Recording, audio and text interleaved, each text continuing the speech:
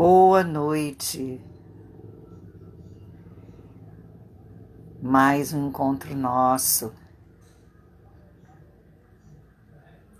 É com muita alegria que eu dou continuidade a este projeto que está me trazendo belíssimos retornos de contato, de movimento. E hoje, quem vem conversar conosco é um ser que diz que a dança é harmonia existencial através do movimento. E nós vamos percorrer essa existência, lá de trás para cá. Ex-bailarino, solista do corpo de baile do Teatro Municipal do Rio de Janeiro. Ex-bailarino solista do Balé da Ópera de Zurique, na Suíça. Ex-coordenador artístico do corpo de baile do Teatro Municipal do Rio de Janeiro, dentre muitas outras atribulações. Viemos caminhando e hoje temos quem? Temos o psicólogo, mestre e doutor em psicologia. É com muita alegria no meu coração que eu chamo Fauzi Mansur.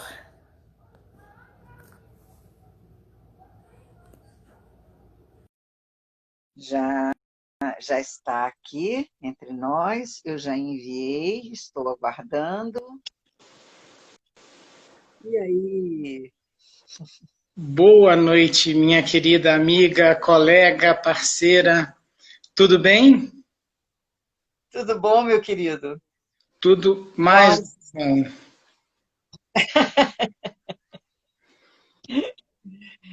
Então, quando eu perguntei a você o que é dança para você, você me deu esta belíssima resposta. Dança é harmonia existencial através do movimento.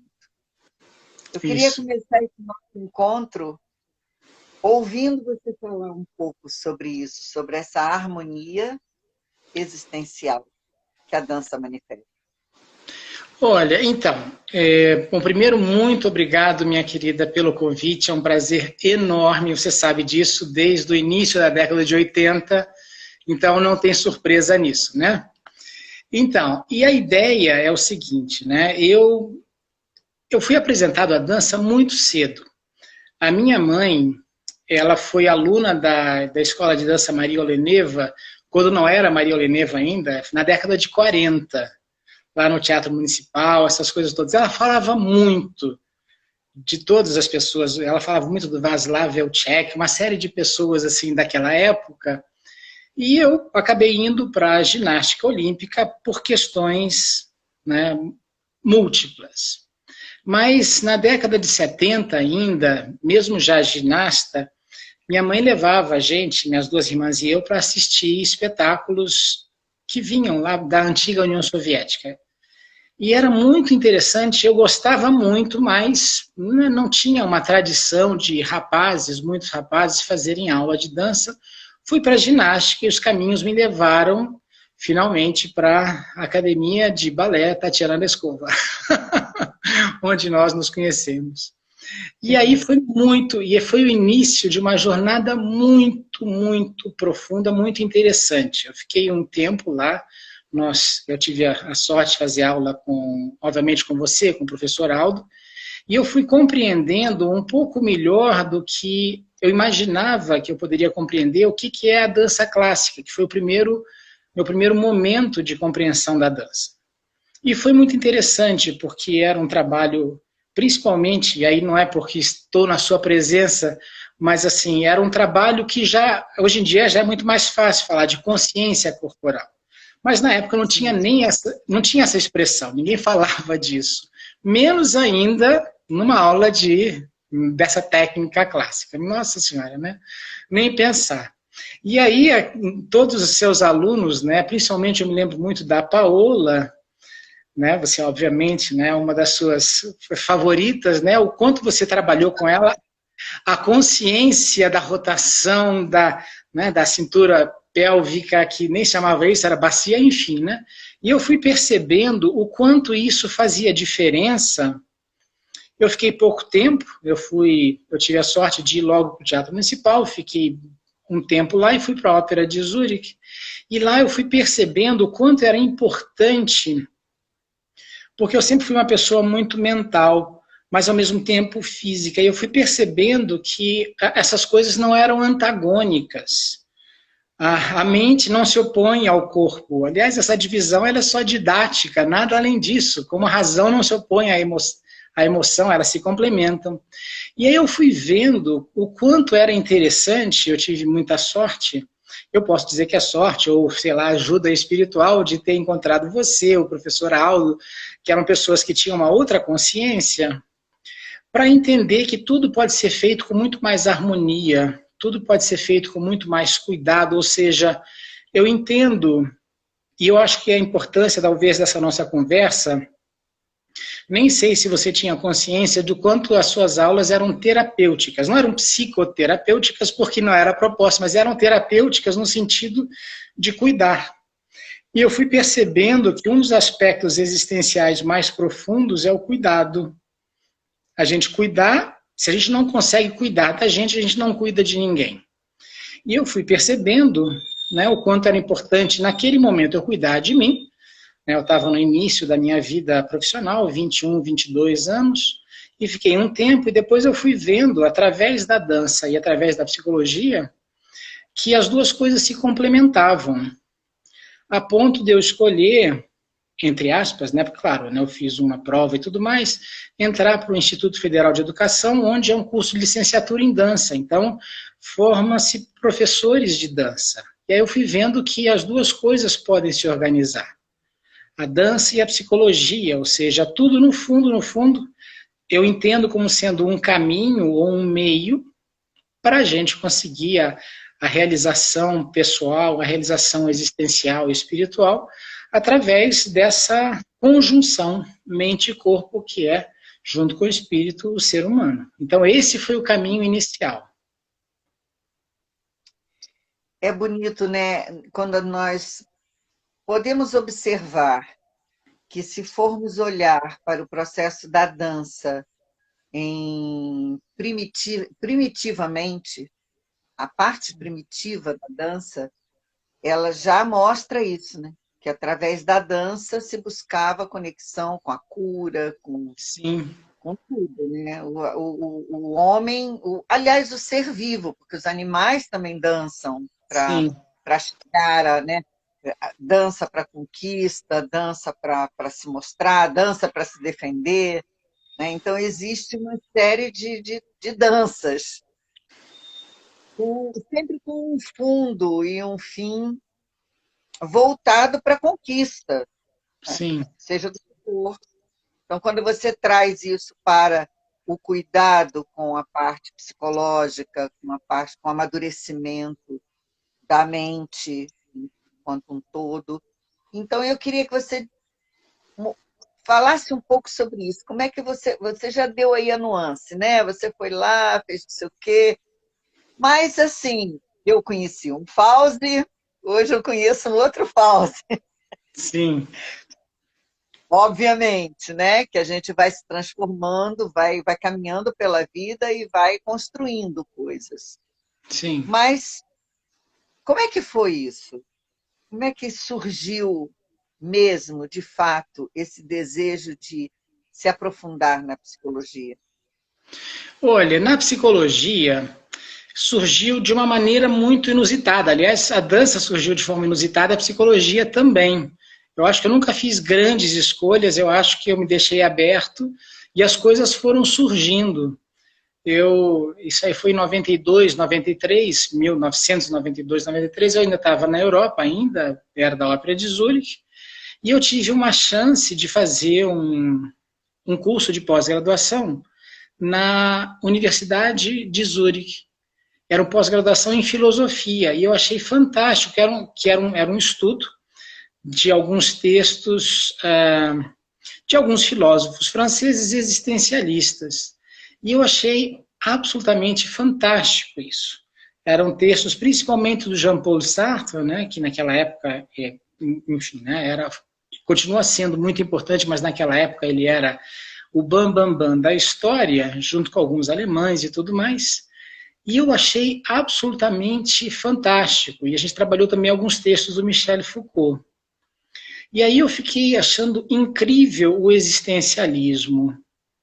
Todas as suas questões, assim, o ser humano como um eterno devir, um ser em profunda construção, um ser, uma obra inacabada, tudo isso aí para mim foi muito interessante, porque ia na contramão mais ou menos do que eu tinha estudado como biólogo, né? Eu fiz biologia antes da dança. E a biologia, naquela época, década de 70, né, era uma coisa ainda muito voltada para uma concretude acabada, uma concretude sem grandes possibilidades de mudança. O ser humano como um animal racional, aquilo que a gente aprendeu naquela época, né, é tudo menos isso, né? E aí, quando eu entrei em contato na década de 90 com o existencialismo, com as noções de liberdade, de criatividade, as noções de expansão, eu fui vendo que aquilo fazia muito sentido. E eu tinha tido algumas experiências fantásticas como bailarino, principalmente na Europa, que eu já era um pouco mais maduro. No Rio de Janeiro eu poderia ter tido, mas eu não tinha o amadurecimento, eu acho, existencial e espiritual para isso. Eu tive algumas experiências incríveis, dançando em alguns lugares fantásticos. Eu dancei no Teatro Romano de Taormina, um teatro de 2000 anos atrás, eu dancei na Arena de Verona, esses lugares que carregam uma história profundíssima. E eu tive essas chances, eu agradeço o nome que a gente quiser dar para isso, e tudo isso aí foi me colocando frente a uma série de mistérios. E aí, junto com esse curso que eu fiz sobre as questões do existencialismo, eu resolvi começar a estudar sobre isso. Então, inicialmente estudando, claro, os textos do curso, e aí depois a minha irmã mais nova, que já era psicóloga, a gente conversando, ela morava na Alemanha na época, ela sugeriu, olha, Fauzi, você sempre foi terapêutico, no sentido de ser cuidadoso, as pessoas em algum nível confiavam ou confiam em você, me parece que você tem uma possibilidade de uma inclinação de caminho para isso. E aí, por que você não investe em ser cuidadoso de uma forma um pouco mais sistemática? E aí foi quando eu voltei para o Rio de Janeiro, né, em 1994, e aí comecei a fazer o curso de psicologia, que ainda era, mãe, já vou dar uma pausazinha, mas ainda era muito mental. Sim. Né? Mudou muito, em 10, 15 anos mudou bastante, mas ainda era muito dentro de uma inteligência lógica, intelectual, matemática. Então esse é o início do caminho, minha querida amiga. Um início do caminho repleto de existencialismos, né? Nossa, nem fala. E aí, lógico, a existência vai acontecendo, ela vai transformando esse ser Fauzi, né? Sim. E vai trazendo o que desse ser Fauzi? O que vai trazendo essa existência? Pois é, o que eu fui vendo aos poucos é aquela noção de permanência e impermanência, né? Eu sou sempre Fauzi sem ser o mesmo Fauzi. E coisas que eu fui percebendo nessa construção é uma noção muito clara de desapego a verdades prontas. Isso aí para mim foi absolutamente fundamental. Né? Eu fui treinado, e muito provavelmente você também, nós fomos treinados em verdades acabadas e prontas. Absolutas, né? Sim, exato, quase dogmáticas, né? Assim, e as verdades científicas também dogmáticas, virando quase a religião da ciência. E aí eu fui aos poucos percebendo, na prática, né, já como estagiário ainda, nem formado eu era, que muitas coisas que eu via acontecer nos consultórios ainda como estagiário, eu não encontrava em livro nenhum. eu olhava e falava, bom, em que livro tem isso? Porque eu tenho certeza que o Freud não falou disso, o Skinner não falou disso, né? E agora? E agora, o que eu faço? E aí eu fui percebendo, né, aos poucos, que ou a gente, de alguma forma, vai construindo uma autonomia e vai se autorizando a entender que nós somos realmente uma obra inacabada, não só no sentido absolutamente abstrato, mas real. O nosso encontro aqui é uma obra inacabada. Eu não sei o que você vai me perguntar, você está me ouvindo para saber o que vai acontecer, e nós vamos improvisando saudável e harmoniosamente. E eu fui percebendo que esse improviso saudável e harmonioso, na verdade, é a essência da vida. Viver é improvisar. É claro que não é um improviso totalmente destituído de uma história, né? Nós somos uma história, então a gente olha para trás para aprender e olha para frente para viver.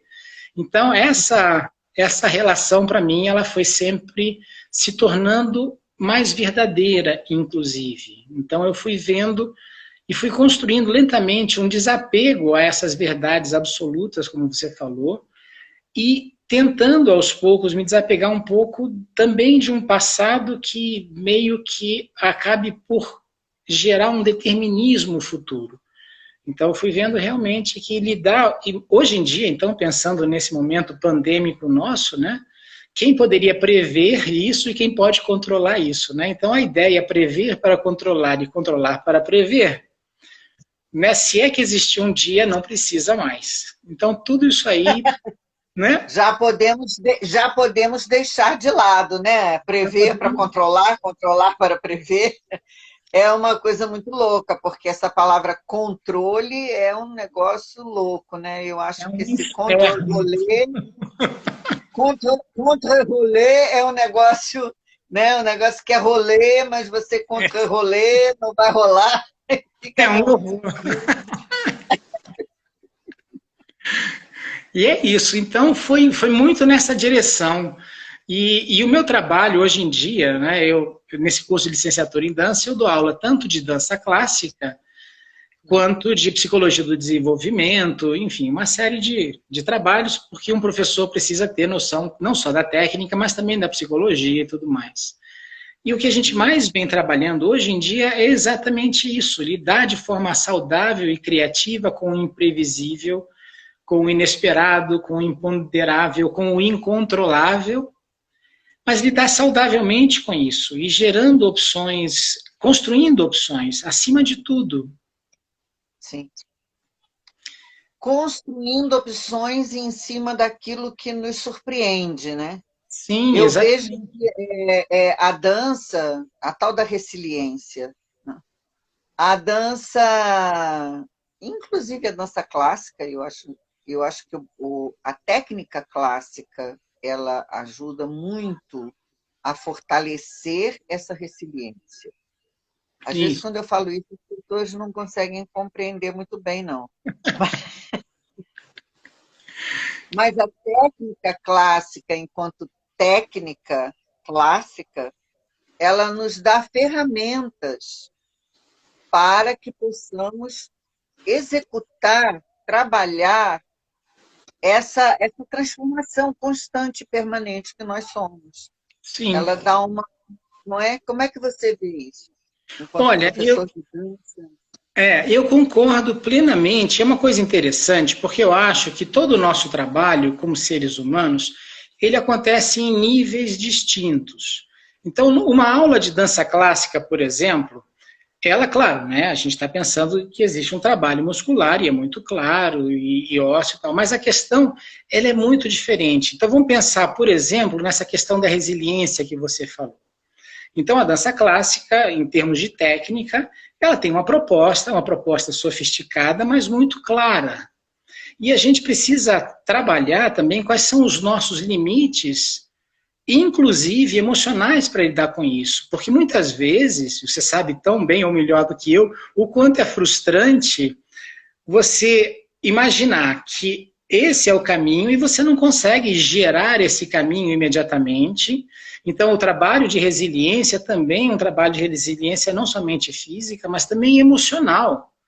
Você vê que você vai tentar 10, 15, 20 vezes, não vai conseguir, você vai ver pessoas ao seu lado conseguindo com muito menos esforço, por exemplo. Você vai vendo que parte do seu caminho não foi bem trilhado e você precisa reconstruir, e para reconstruir você precisa desconstruir. Então, tudo isso aí, para mim, é muito importante, porque eu fui percebendo, por exemplo, que independente de usar meia ponta e a ponta no Batmantandio, o que quer que seja, existe também toda uma questão afetiva de como você vai lidar com problemas de modelos, por exemplo. Existe, você sabe disso, existe uma estética preferível, que não tem nada a ver com a técnica, mas é uma confusão entre a dança do balé e a técnica. E aí as pessoas mesmo, elas quando se veem no espelho e não tem aquele pé completamente arqueado, não tem aquela perna em sei lá o que, a pessoa mesmo já vai se desqualificando. E a gente vai tendo que ir trabalhando isso. Então, todas essas coisas, para mim, como bailarino, né, por exemplo, né, eu tive a sorte de ter algumas facilidades físicas, né, a rotação da cintura pélvica e tudo mais. Isso foi uma sorte, eu não tinha a menor ideia de que eu teria nascido assim.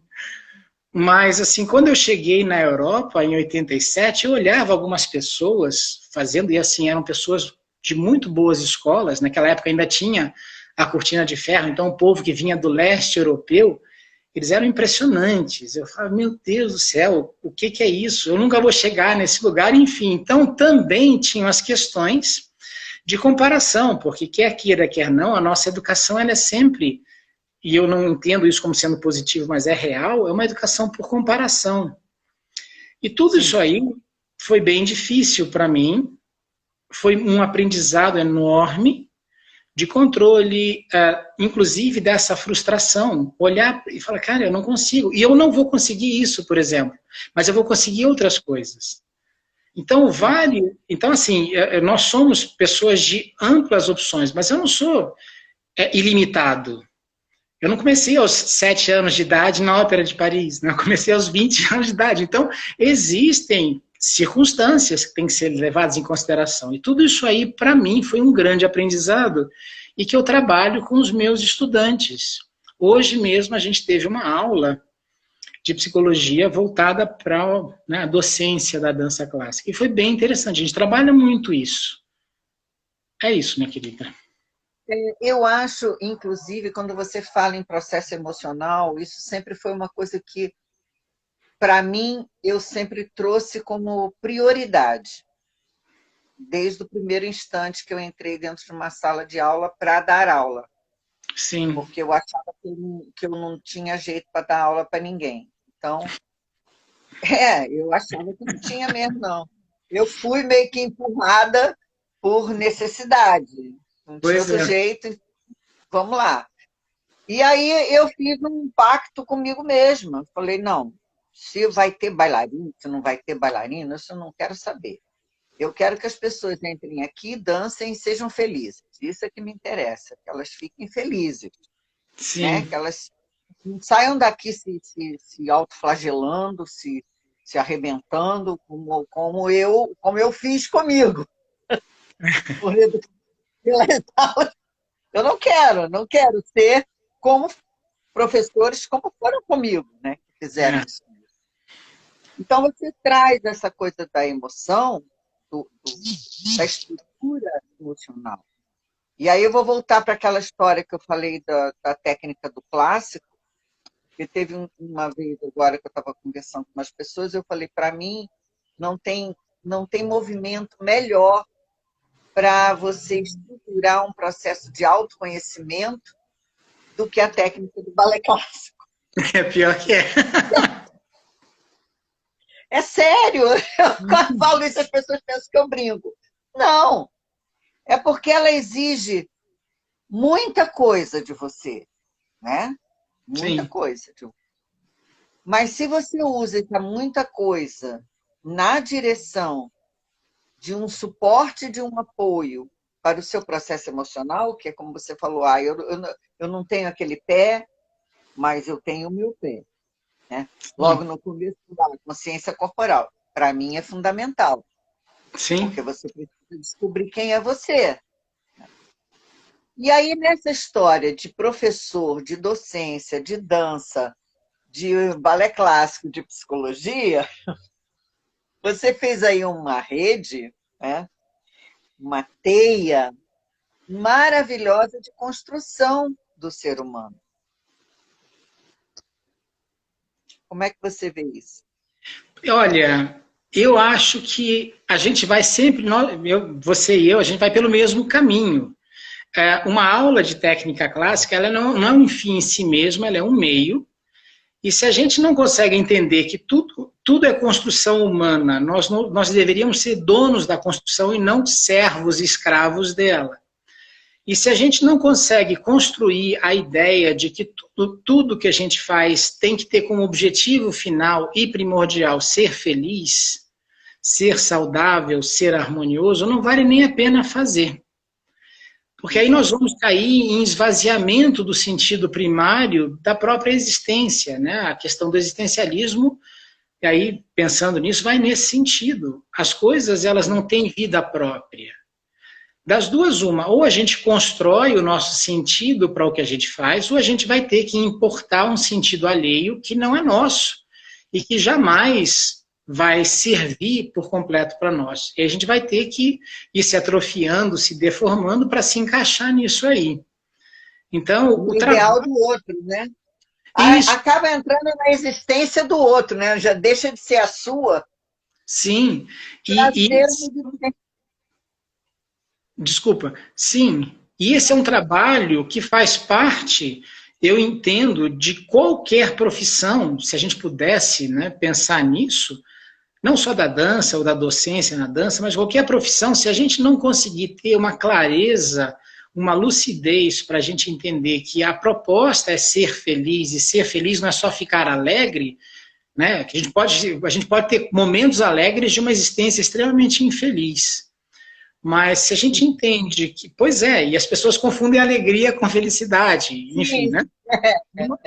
E não é só o nome, né? Então, se a gente consegue entender que nós estamos num bom caminho, e é um caminho autoconstruído, não sozinho, claro, mas auto-autorizado, um caminho autônomo, a gente entende que tudo que a gente faz, ou a maior parte das coisas significativas que a gente faz, tem como proposta a construção de uma vida plena, feliz, saudável, harmoniosa, amorosa. E eu não vejo sentido melhor e maior do que esse. Você falou em autônomo. Sim. Autônomo e existência. Existencialismo, autonomia, individualidade. Como fazer essa coreografia? Vamos falar, só que um segundo, minha querida, porque entrou a Laura Prochet. Laura Prochet, que saudade, há quanto tempo. Que bom, muito bom.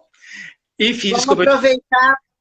Vamos aproveitar porque tem outras pessoas aí querendo falar com você. Tem o Rubens, tem o Paulo, Vinícius, tem algumas pessoas aí querendo falar com você. Que bom, é que agora que eu olhei para cá que eu vi. Que bom, beijos. Enfim, que bom, é que eu não tinha visto as letrinhas aqui embaixo. Quando eu olhei para baixo, que eu vi. Bom, enfim, voltando à nossa história, né? A questão do existencialismo, como você falou, né? A questão do processo de individuação, é isso que você estava comentando, né? Sim, a autonomia enquanto individual, né? Enquanto indivíduo, né? O indivíduo que torna-se autônomo, porque ele, né, se reconhece enquanto indivíduo. E ele dentro do seu processo de existência, né?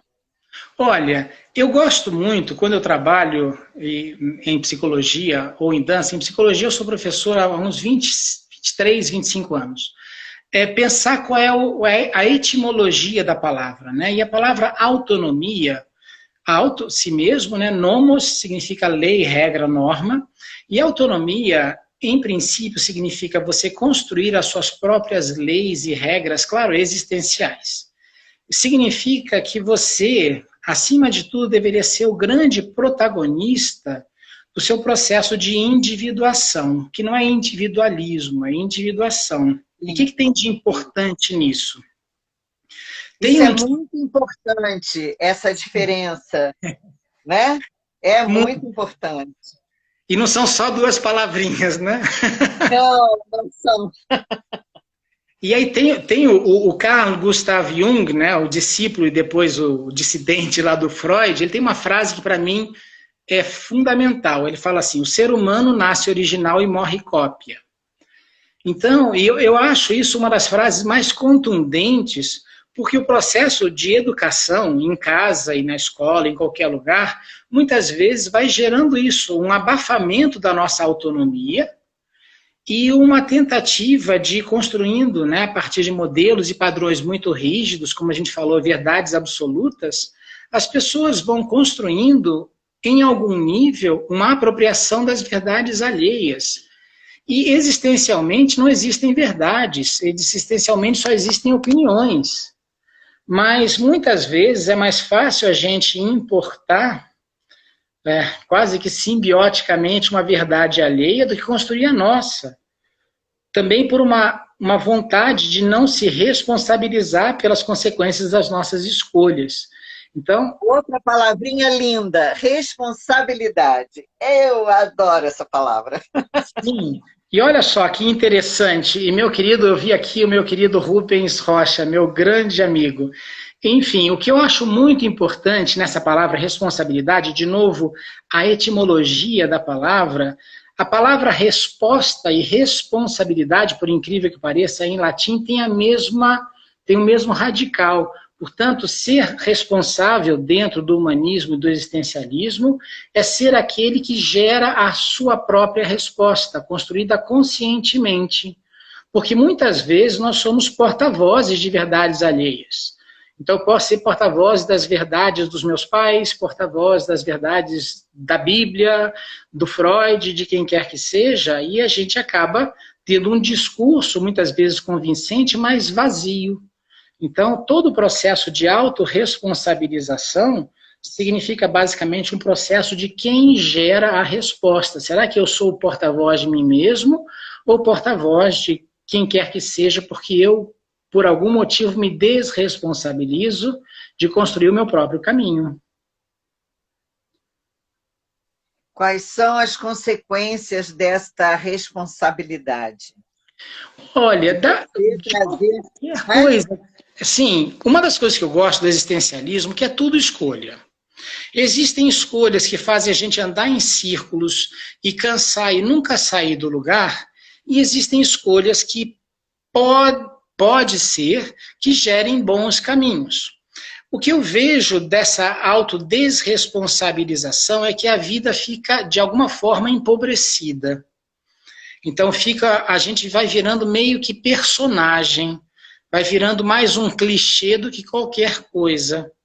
Então, o processo de autorresponsabilização é basicamente o que dentro do humanismo se chama de uma vida intensa. A intensidade dentro do humanismo não é a sofreguidão, a velocidade. Intensidade significa preencher-se de si mesmo. Então, porque nós somos preenchidos de muita coisa que não nós mesmos, muitas vezes, né? Então, o processo de construção de si mesmo é um processo de intensificação de si, ou seja, você vai, não de uma forma egocentrada, mas de uma forma autônoma, você vai construindo, em algum nível, um preenchimento de você pelas suas próprias escolhas conscientemente construídas. E não só conscientemente, num sentido intelectual, porque é muito simples, né? Nós somos teóricos do bem viver. A grande questão é como é que a gente sai de uma teoria do bem viver para uma experiência de uma vida saudável. É isso. E como é que fica a vivência dentro dessa experiência? Olha, o que eu posso dizer assim, né? Eu não sou nenhum guru dessa história toda, mas o que eu posso dizer dos momentos em que eu consegui me perceber personagem, clichê, e os momentos que eu consegui me perceber minimamente mais saudável nessa construção autônoma, eu pude perceber, principalmente, primeiro, a presença de um medo muito grande de construir o próprio caminho inicialmente. E depois eu fui percebendo que esse medo acontece em ambos os lados. Só que o medo de ser personagem acabou sendo um pouco maior. O medo de perceber que aos 58 anos eu estou jogando fora a vida, porque eu já tenho 58, né? Então eu fui percebendo que existe uma questão muito clara. O medo faz parte da vida, né? E ele é importante que a gente tenha, mas o maior medo que eu fui percebendo nessa história toda é de eu não conseguir ser, de alguma forma, algo mais autêntico. E não autêntico em oposição a alguma coisa, mas autêntico em relação ao que eu vou construindo nessa imanência, nesse mergulho interno, né? Eu já fiz, sei lá, uns 500 processos de terapia de todos os níveis que você pode imaginar, para ver se dá para destampar alguma coisa e surgir alguma realidade aqui. Pois é, mas é aquela história da imanência que você falou. Quando surge alguma coisa, essa própria coisa já se transforma em uma outra coisa, porque é isso, não é? Então, quando você fala no medo, eu acredito que o medo maior é justamente dessa transformação que surge quando surge. Uhum. Não é a transformação que você pensa nela, é a transformação que surge quando surge algo de dentro de você, algo diante de você. Olha, eu vejo... o medo do holo, né? O medo daquilo que realmente nos abraça, nos abarca, que seria a existência, que seria a espiritualidade. E aí a gente está entrando num território que eu também gostaria muito de ouvir você falar, que é o território da espiritualidade. Olha, então vamos a ele, né? Então, eu vejo como sendo fundamental a gente lidar de forma saudável com o que surge. A gente, dentro dos nossos padrões, foi evitando o incômodo. Então, não é bom ter medo, não é bom ter raiva, não é bom ter ciúme, não é bom ter... Ou seja, como se a gente pudesse escolher só o lado luminoso, sem pensar que toda luz gera sombra, né? Então, o grande crescimento nosso é aceitar saudavelmente a nossa sombra e construir saudavelmente caminhos, opções. E a espiritualidade, dentro do trabalho que a psicologia faz, a psicologia entende o ser humano como um ser bio, psico, ânimo, sócio, histórico, cultural. É uma complexidade, né? E essa é muita coisa. E essa questão da espiritualidade, ela é muito interessante porque a gente vai trabalhar os dois âmbitos, né? A espiritualidade enquanto imanência, isso aí é bíblico e qualquer desses livros dessas grandes religiões fala, né? O reino de Deus está dentro de você, o que quer que seja. Ou seja, a gente precisa trabalhar esse mergulho. E aí a gente tem o caminho pendular, que é a espiritualidade e a religiosidade, para quem quer que faça, que é a transcendência. Então é um pêndulo entre o espiritual e o transcendente o tempo inteiro. Então a espiritualidade, dentro dessa ideia, na verdade, uma das características do ser humano é o mergulho em si mesmo para ir construindo uma autotransparência, uma consciência de si e do outro, e a partir daí, claramente, uma construção de saúde. Então, a construção da espiritualidade é uma construção de uma saúde holística, uma saúde ampla. E tudo isso aí, eu entendo que faz parte... E aí, pensando de novo, já que nós estamos falando do mundo da dança, né, faz parte da busca, não só da psicologia, o que é que seja, mas de todo e qualquer trabalho que nós façamos conosco. Então, o holismo, a totalidade indivisível, é entender que nós somos, né, didaticamente falando, um corpo, uma mente, um espírito, uma alma, e tudo isso aí, se for atrofiado, adoece. Então, qualquer atrofia, Ou seja, nós nascemos para nos expandirmos. Uma semente não nasceu para ser semente, ela nasceu para expandir. Então, se a gente consegue entender que a expansão que nós precisamos, e essa é uma necessidade, não é uma possibilidade, a expansão que nós precisamos é uma expansão holística, ou seja, uma totalidade indivisível, a gente vai entender que a espiritualidade, e que pode ter códigos religiosos para ajudar ou não, a espiritualidade, ela significa um mergulho profundo, cada vez mais profundo, para ir construindo um sentido particular para a existência. Aí é a existência autônoma. Você construir a consciência, e na psicologia a consciência é o atributo mental de você gerar escolhas particulares, então você vai construindo a consciência das suas escolhas na busca de uma existência, ou seja, ex para fora, esteria, estar para fora, existência autônoma, onde você vai construindo as suas próprias regras, os seus próprios valores, que não se colocam enquanto submissão a alguém ou enquanto rebeldia a alguém. Assim, encontram-se sim nessa busca interna e a partir daí, nessa expansão externa.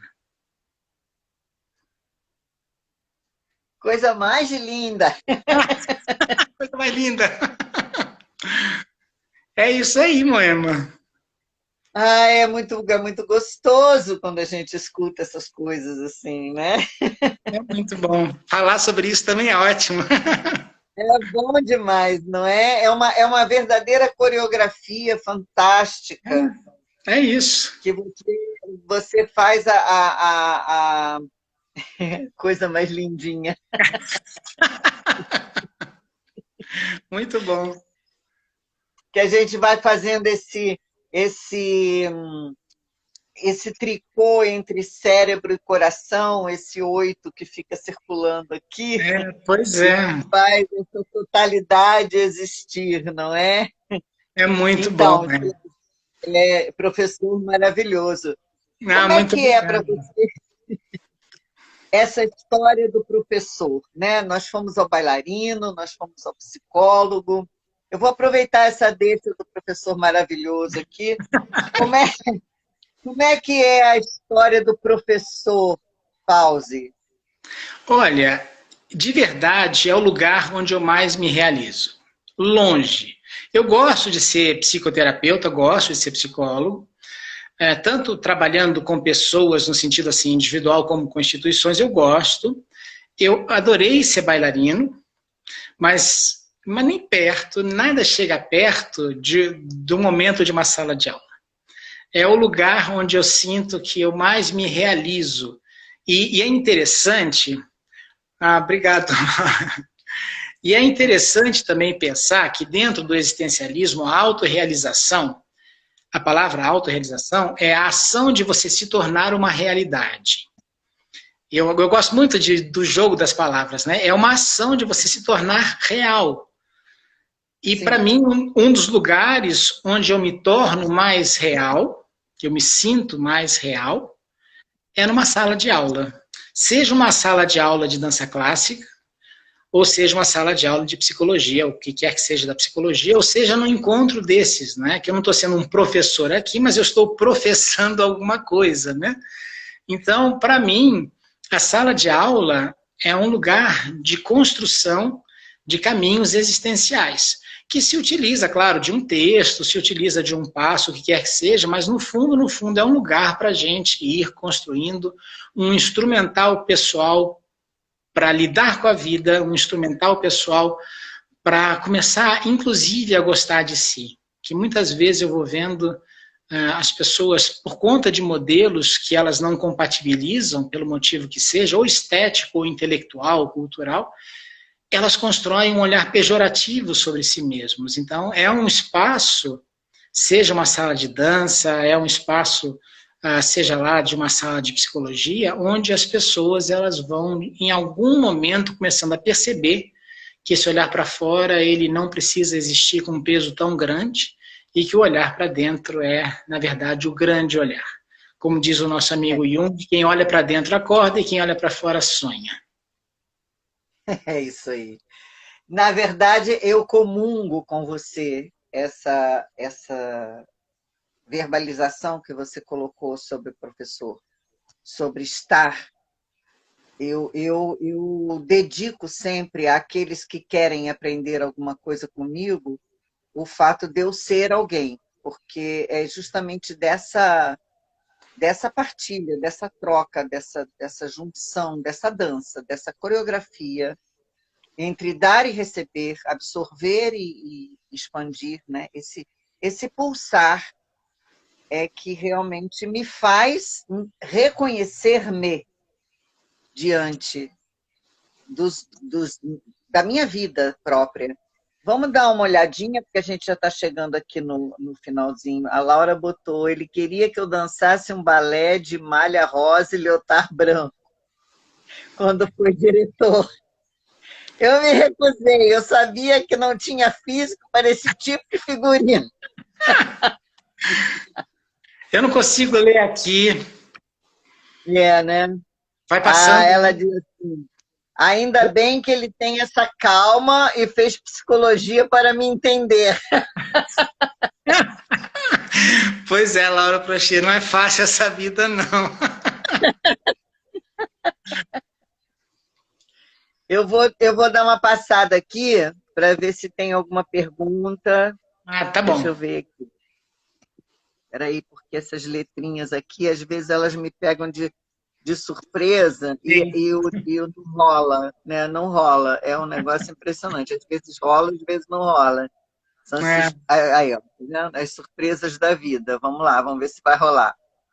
Tá, Laura. O Fauzi é uma das pessoas mais elegantes que eu conheço. Paulo Vinícius. Muito obrigado, Paulo Vinícius. Laura, eu te adoro. Eu também, Laura, desde sempre. Que bom. Bárbara. É bom esses encontros. Dominique diz, eu sou muito fã do Fauzi. Muito Ele obrigado. É incrível. Professor de balé maravilhoso. Minha jovem, Bárbara.